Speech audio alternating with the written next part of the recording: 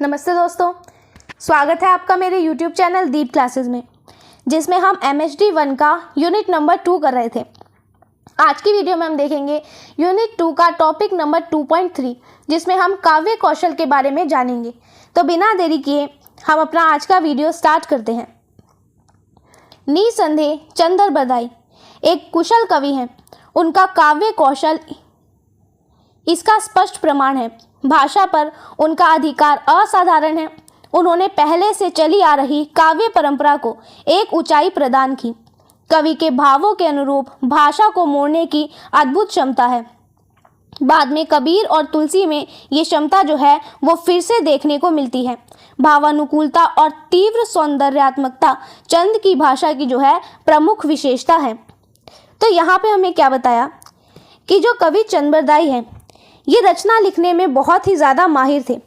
पुरानी गाथाओं यानी कि जो पुरानी कहानियाँ होती है, इनको कविता के रूप में लिखने में चंदर बरदाई को बहुत ही महारत हासिल थी। चंदर बरदाई अपने से जो पहले के कवि थे, उन कवियों के लिखने के तरीके को एक बहुत अच्छे लेवल पर जो है चंदर बरदाई ने पहुँचाया। जब कवि चंद बरदाई के अंदर एक बहुत ही गजब की खूबी जो हमें देखने को मिलती है, वो ये है कि चंद बरदाई जैसा महसूस करते हैं, अपनी बात को कहने के लिए चंद बरदाई भाषा को ठीक वैसे ही घुमा लेते हैं। यानी कि अगर खुशी की बात है तो अपनी भाषा में ये जो है खुशी जाहिर कर देते हैं, और अगर दुख की बात है तो भाषा का ऐसा इस्तेमाल करते हैं कि उसी भाषा में जो है हमें दुख झलकता हुआ दिखाई दे। और ये जो खूबी है, ये बाद में चलकर हम देखें तो सिर्फ कबीरदास और तुलसीदास जैसे जो बड़े कवि हुए, ये खूबी हमें चंद बरदाई के बाद सिर्फ इन्हीं में दिखाई देती है। और भावनाओं को देखें तो भावनाओं के हिसाब से शब्दों को चुनना और अपनी बात को बहुत ही सुंदर तरीके से पेश करना जो है, ये चंदर बरदाई की भाषा की बहुत बड़ी खूबी मानी जाती है। अब चंद बरदाई अपनी भाषा में किसका इस्तेमाल करते हैं वो देखते हैं। सबसे पहले तो छंद। चंद बरदाई की रचना में जो है हमें छंद बहुत प्रयोग हुए दिखाई देते हैं। चंदर बरदाई छंद के जो है राजा माने जाते हैं। जैसे जैसे भाव बदलते जाते हैं, वैसे वैसे कवि जो है वो छंद की राह बदलता चलता है और आरोह अवरोह के साथ भाषा संगीतात्मक लय में गुनगुनाती हुई ठुमकती चलती है। इससे एक संगीत पैदा होता है। चंदर बरदाई छंदों के अधिकारी कवि हैं। उन्होंने अपने समय में प्रचलित अधिकांश छंदों का प्रयोग किया है। सबसे ज़्यादा मन लगता है छप्पयों में। चंद मार्मिक चित्रण छप्पयों में करते हैं, लेकिन इसका अर्थ यह नहीं कि वह अन्य छंदों में जो है मार्मिक उक्तियां नहीं कहते। गाथा का उपयोग वह प्रायः कथा को जो है आगे बढ़ाने के लिए करते हैं। तो सबसे पहले तो ये समझो कि छंद क्या होता है। छंद है कविता लिखने का एक तरह का पैटर्न, इसको छंद कहते हैं। यानी कि छंद कविता लिखने का एक तरह का तरीका है। तो चंद बरदाई जो है, इन्हें छंदों का राजा कहा जाता है। यानी कि छंदों की समझ चंद बरदाई में बहुत ज़्यादा थी। ये छंदों में इतने कुशल थे कि लोगों ने इन्हें छंदों के राजा की जो है उपाधि दे दी। जैसे जैसे इनकी रचना में माहौल बदलता है, ठीक वैसे ही ये क्या करते हैं, कविता का जो तरीका है उसको बदल देते हैं। यानी कि कविता में जो छंद प्रयोग होता है, उसके प्रयोग को भी चंद बरदाई बदल देते हैं। इससे होता यह है कि कविता में हमें एक प्यारा सा जो है उतार चढ़ाव दिखाई देता है, और ऐसा लगता है जैसे कि भाषा जो है वो किसी गाने की तरह गुनगुनाती हुई आगे बढ़ रही हो, और इन्हें सुनकर कानों को बहुत ही सुंदर एहसास होता है, जैसे कि कोई म्यूजिक चल रहा हो।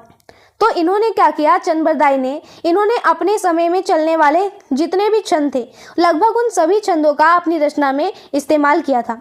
लेकिन अगर इनके सबसे पसंदीदा छंद की बात करें तो वो है छप्पय छंद। छप्पय छंद जो है चंद बरदाई को बहुत प्रिय था, जिसे पढ़ने में इनका और हमारा जो मन है वो सबसे ज़्यादा रमता है। अब इसका मतलब ये नहीं हुआ कि वो दूसरे छंदों में अच्छी बात नहीं लिखते थे, दूसरे छंदों में भी लिखते थे।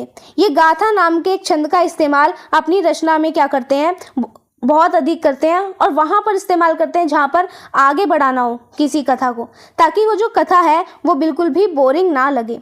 तो इस तरीके से चंद बरदाई अपनी रचना में जो है छंदों का इस्तेमाल करते हैं। अब दूसरा आता है अनुनासिकता। अनुनासिकता का मतलब होता है नाक से बोले जाने वाले शब्दों का इस्तेमाल। रासों का कवि अनुनासिक प्रयोग से प्रायः जो है वो झंकार उत्पन्न करता है। चाहे श्रृंगार हो या वीर।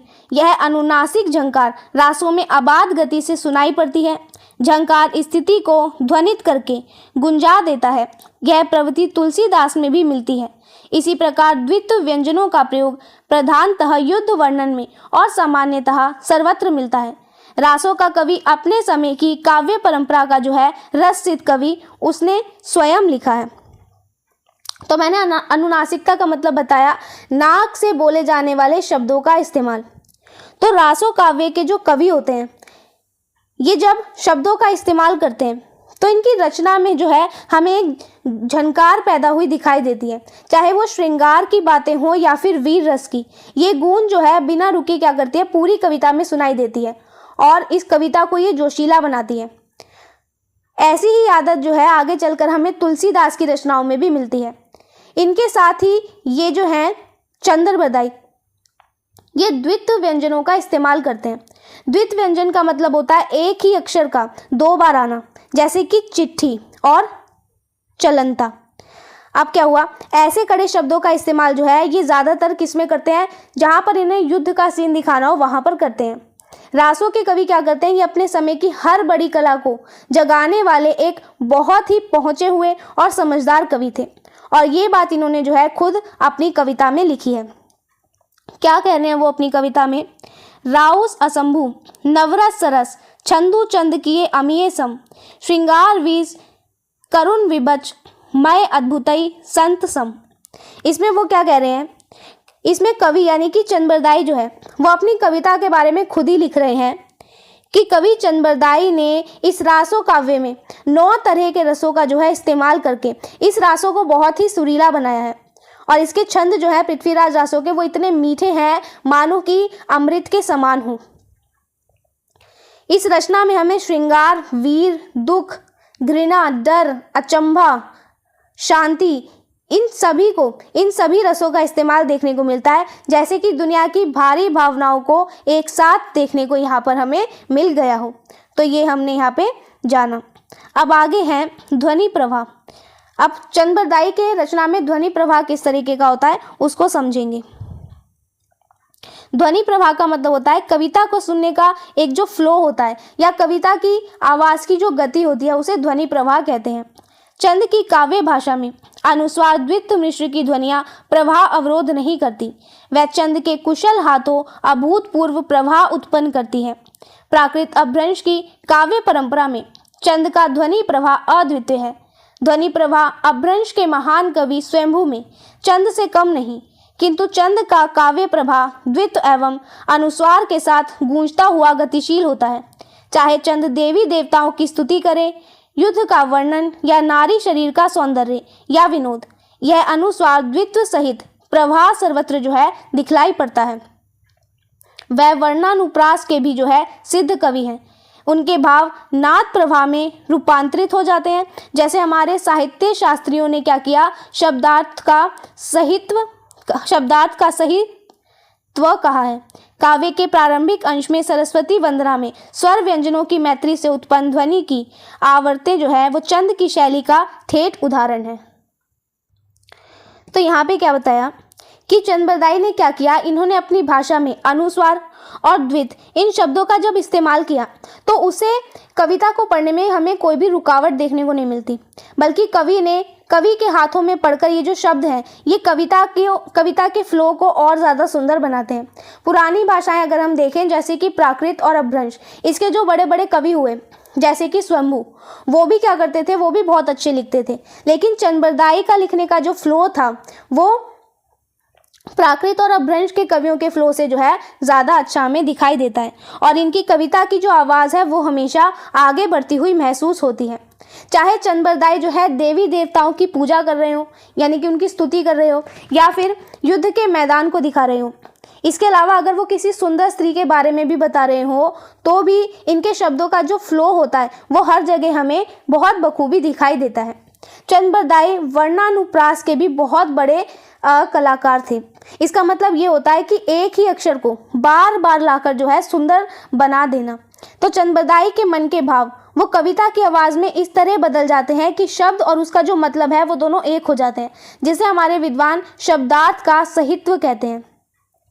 इस रचना की शुरुआत देखें तो इस रचना की शुरुआत में जब हम देवी सरस्वती की वंदना करते हैं तो वहाँ पर अक्षरों का एक सुंदर तालमेल हमें देखने को मिलता है, जो कि चंद्रबरदाई के लिखने के असली और अनोखे जो एक स्टाइल है उसको हमारे सामने प्रस्तुत करता है। अब वो क्या स्टाइल था वो हम इन पंक्तियों में देखते हैं। पंक्तियां हैं, मूलाहार विहार सार सुबदा अब्द बुधा गोपिनी, सेतम चीर शरीर नीर गहिरा गोरी गिरा जोगनी, बिना पानी सुबानी जानी दधिजा हंसा रसा आसिनी, लंबोजा टिहुरार भार जगना बिदना घना नासिनी। इस पंक्तियों में क्या बताया है कि यहाँ पर जो है कुछ ऐसे लोग और ऐसी चीज़ों की बात हो रही है जो कि किसी ना किसी चीज़ में पूरी तरह खोए हुए हैं, जैसे कि मालाओं और सुगंधित चीज़ों के जो शौकीन लोग होते हैं या फिर अपने ख्यालों में डूबे हुए जो लोग होते हैं। यहाँ शब्दों को इस तरह आपस में जोड़ा गया कि सुनने वाले में जो है एक खास तरह का लय सुनाई दे। यहाँ वीरों के सफ़ेद या साफ सुथरे शरीर, नदी या तालाब के गहरे पानी और स्त्रियों की सुंदर आवाज़ की बात कही जा रही है, जो मन को बिल्कुल शांत करने वाली किसी जोगन की तरह लगती है। फिर आगे बताया गया कि यहाँ मतलब इस रचना में तो यहाँ हाथों में वीणा धारण करने वाली देवी सरस्वती की जो है सुंदर आवाज़, समुद्र से निकलने वाली लक्ष्मी जी और हंस की सवारी करने वाली देवी की बात हो रही है, जो कि हर तरफ खुशियाँ और रस को जो है बिखेरती है। यहाँ एक सुंदर स्त्री के लंबे लंबे बालों, उनके रूप रंग और उनकी बनावट की बात कही जा रही है, जिसका रूप इतना सुंदर है कि वो तरह तरह के दुख और अंधकार का जो है नाश करती है। तो ये सरस्वती पंक्तियाँ, सरस्वती स्तुति की पंक्तियाँ हमें यहाँ पे दी गई जो पृथ्वीराज रासो में लिखी हैं।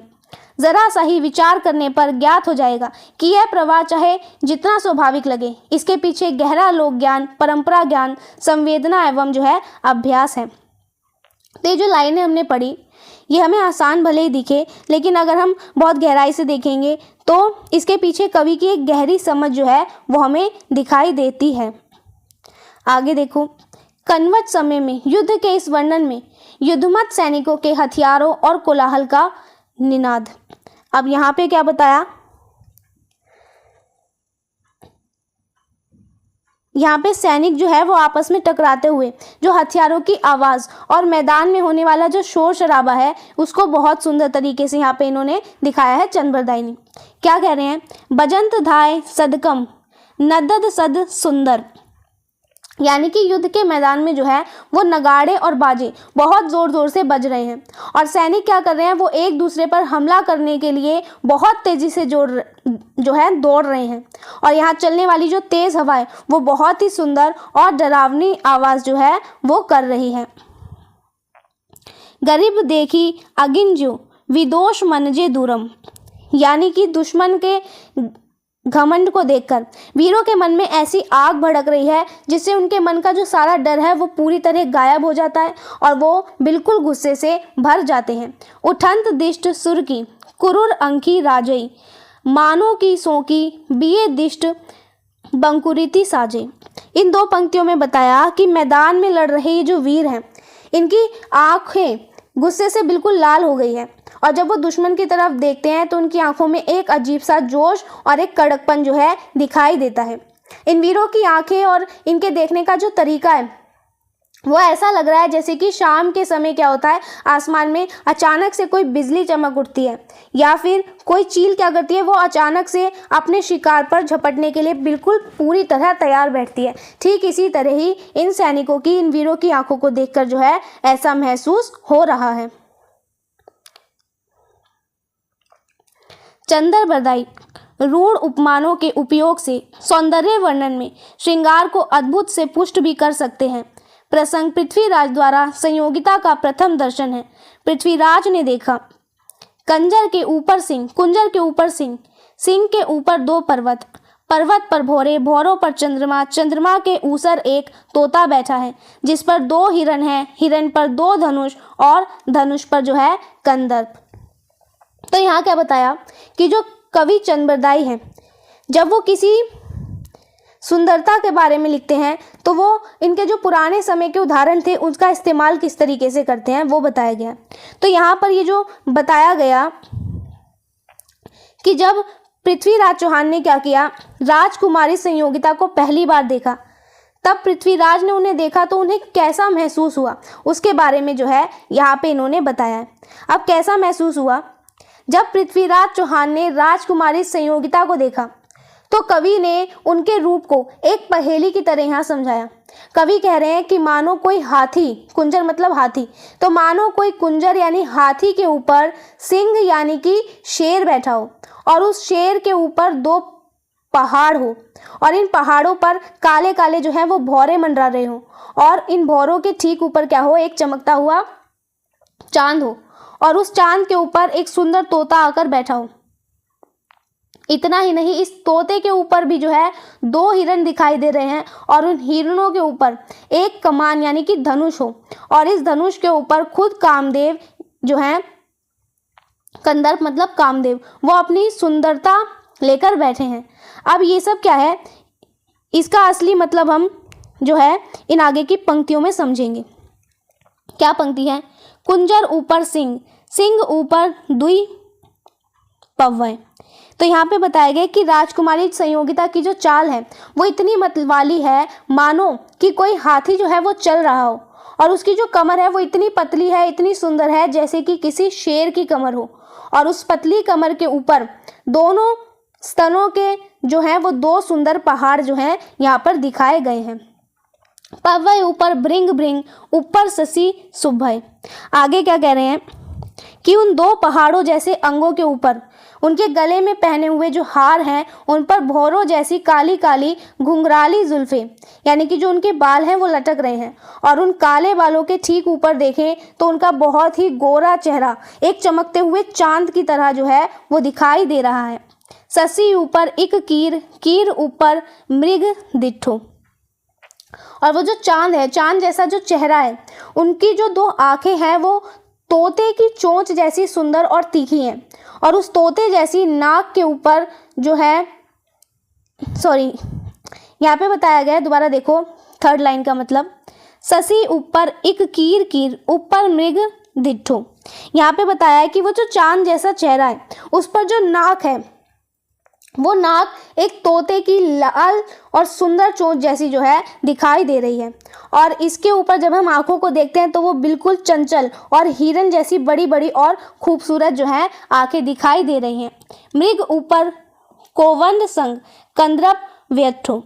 आगे वो कह रहे हैं कि इन हिरन जैसी जो आंखें हैं इनके ठीक ऊपर जो दोनों बोहे हैं यानी कि जो आईब्रो हैं वो ऐसी मुड़ी हुई है जैसे कि कोई सुंदर धनुष जो है वहां पर हो, और उस धनुष जैसी बोहों को देखकर ऐसा लगता है जैसे कि खुद सुंदरता के देवता जो कामदेव हैं वो आकर इन पर बैठे हों। कहने की आवश्यकता नहीं कि नक्षिक वर्णन के रूढ़ उपमान हैं जिन्हें चंद ने क्या किया, अपने ढंग से प्रस्तुत करके अद्भुत और श्रृंगार का जो है सहायक बनाया है। इसी प्रकार से वह यथा अवसर विभत्स और भय को जो है वीर का सहायक बनाते हैं। तो यहाँ पे जो हमने पंक्तियाँ देखी इससे हमें चंद बरदाई का जो नक्षिक वर्णन है ये देखने को मिलता है कि उन्होंने किस प्रकार से नक्षिक वर्णन जो है हमारे सामने पेश किया। अब इसी तरह ये क्या करते हैं, चंद बरदाई जब इन्हें मौका मिलता है तो ये अपनी रचना में विभत्स और भय को भी जो है वीर रस के सहायक के रूप में दर्शकों के सामने प्रस्तुत करते हैं। तो इस तरीके से हमने ये टॉपिक कंप्लीट किया। अब आते हैं इस यूनिट के सारांश पर, इसे भी देख लेते हैं जल्दी से। रासों का हिंदी साहित्य के इतिहास में अविस्मरणीय स्थान है, यानी कि जो रासो साहित्य है, स्पेशली पृथ्वीराज रासो, हिंदी साहित्य के इतिहास को देखें तो इसमें इसका जो है एक ऐसा स्थान है जिसे भूला ही नहीं जा सकता। रासो अपनी पूर्ववर्ती परधारा और परवर्ती साहित्य विकास का जो है वो सेतु है। रासो क्या है, जो पहले एक विचारधारा चली आ रही थी, फिर आई रासो और इसके बाद एक विचारधारा आई, तो इन दोनों को जोड़ने का काम जो है वो रासो साहित्य करता है। इसमें पूर्ववर्ती काव्य प्रवृत्तियों का संधान मिलता है, यानी कि रासो में क्या दिखता है, जो पहले की रचनाओं की प्रवृत्तियां थी वो भी हमें रासो में दिखाई देती है, और तो परवर्ती प्रवृत्तियों के रूप और जो आगे जो हमें रूप देखने को मिले वो भी हमें रासो काव्य में जो है दिखाई देते हैं। पृथ्वीराज के महत्व पर प्रकाश डालते हुए डॉक्टर नामवर सिंह ने जो है ठीक ही कहा है। अब पृथ्वीराज रासो जो रचना है, इस पर नामवर सिंह ने क्या कहा, रासो मानव जीवन की विविध परिस्थितियों और भाव दशाओं का महासागर है। यही वह विशेषता है जिसने युग के सभी काव्यों में रासो को सर्वोपरि जो है स्थान दिया है। निश्चय ही यह उस युग की सांस्कृतिक परिस्थितियों तथा पूर्व परंपराओं का बृहद कोश है और मध्ययुगीन भारतीय समाज का एक काव्यात्मक जो है इतिहास है। तो नामवर सिंह क्या कह रहे हैं कि ये जो पृथ्वीराज रासो है, ये मानव के जीवन की जो अलग अलग अवस्थाएं होती है, इनके जो सुख दुख होते हैं, इनकी जो भावनाएं होती है, इनको दिखाने वाला एक साहित्य है। और इसी वजह से इसे पुराने समय में लिखी गई जो बाकी रचनाएं थी, वो इसको एक सर्वोत्कृष्ट स्थान जो है प्रदान करती हैं। यहाँ पे इन्होंने ये नामवर सिंह ने कहा। इस इकाई में हमने क्या किया, पृथ्वीराज रासो के काव्यत्व पर विचार किया। 2 इकाइयों में हमने क्या किया, पृथ्वीराज रासो का अध्ययन किया। तो 2 इकाई, एक तो यूनिट 1 में हमने पृथ्वीराज रासो को पढ़ा और यूनिट 2 में भी हमने पृथ्वीराज रासो को पढ़ा। पहली इकाई में क्या पढ़ा, इसमें हमने पृथ्वीराज रासो की जो प्रामाणिकता है उस पर विचार किया, क्योंकि इस पर विवाद रहता है कि प्रामाणिक है या अप्रामाणिक, तो उस पर हमने विचार किया था। और इस संदर्भ में हमने कहा था कि पृथ्वीराज रासो का मूल्यांकन जो है वो एक काव्य ग्रंथ के रूप में किया जाना चाहिए, ना कि इतिहास ग्रंथ के रूप में। यानी कि हम पृथ्वीराज रासो को पढ़ें तो इसको हमें एक इतिहास ग्रंथ मानकर नहीं पढ़ना चाहिए, हमें इसे एक काव्य ग्रंथ मानकर पढ़ना चाहिए। और ये दूसरी इकाई पढ़ी हमने, इसमें हमने पृथ्वीराज रासो के काव्यत्व पर विचार करते हुए हमने पाया कि जो रासो है वो एक उत्कृष्ट रचना है। सामंती मूल्यों से ग्रस्त होने के बावजूद जो है इसमें मानवीय क्रियाकलापों का स्वच्छंद, निर्भीक, यथार्थपरक और मार्मिक चित्रण जो है हमारे सामने किया गया है। तो यहाँ बताया कि इस रचना में हमें ये सब जो है दिखाई देता है कि किस तरीके से ये रचना मानवीय क्रियाकलापों को बहुत ही स्वतंत्र रूप में और असली रूपों में जो है हमारे सामने प्रस्तुत करती है। तो इस तरीके से ये जो हमारी यूनिट थी उसे हमने आज की वीडियो में कंप्लीट कर लिया। अब हम नेक्स्ट वीडियो में मिलते हैं यूनिट नंबर 3 के साथ। तब तक के लिए वीडियो पसंद आया हो तो वीडियो को लाइक एंड शेयर ज़रूर करें, चैनल को सब्सक्राइब करना ना भूलें। Thank you.